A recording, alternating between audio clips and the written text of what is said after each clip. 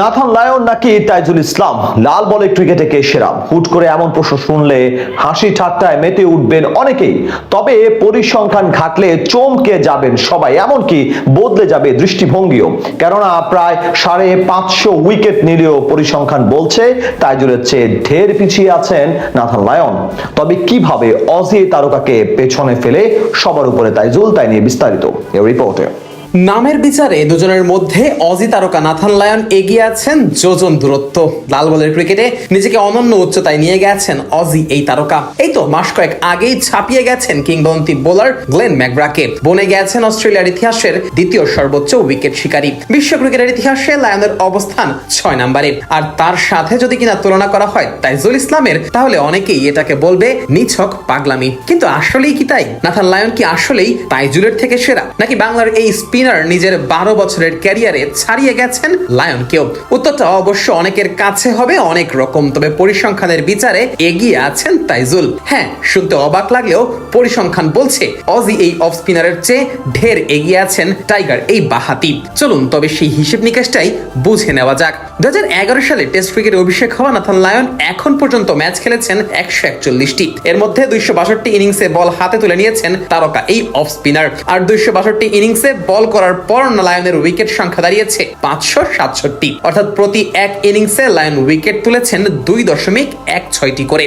এবার আসা যাক তাইজুল ইসলামের দিকে। 2014 সালে লাল বলের ক্রিকেটে অভিষেক হয় তাইজুলের। অভিষেকের পর দীর্ঘ এক যুগের ক্যারিয়ারে তাইজুল ম্যাচ খেলেছেন 60টি। আর এই 60 ম্যাচে তাইজুল বল করেছেন 107 ইনিংসে, যেখানে তার নামের পাশে রয়েছে 270 উইকেট। অর্থাৎ প্রতি এক ইনিংসে করে 2.52টি করে উইকেট তুলেছেন এই বাঁহাতি স্পিনার। যেখানে ইনিংস প্রতি লায়নের উইকেট সংখ্যা 2.16, সেখানে তাইজুল আছেন অনেক এগিয়ে। এ তো গেল শুধু ইনিংস প্রতি উইকেটের হিসাব। লাল বলের ক্রিকেটে ফাইফারের সংখ্যার দিক দিয়েও এভারেজে এগিয়ে আছেন বাংলাদেশের তাইজুল ইসলাম।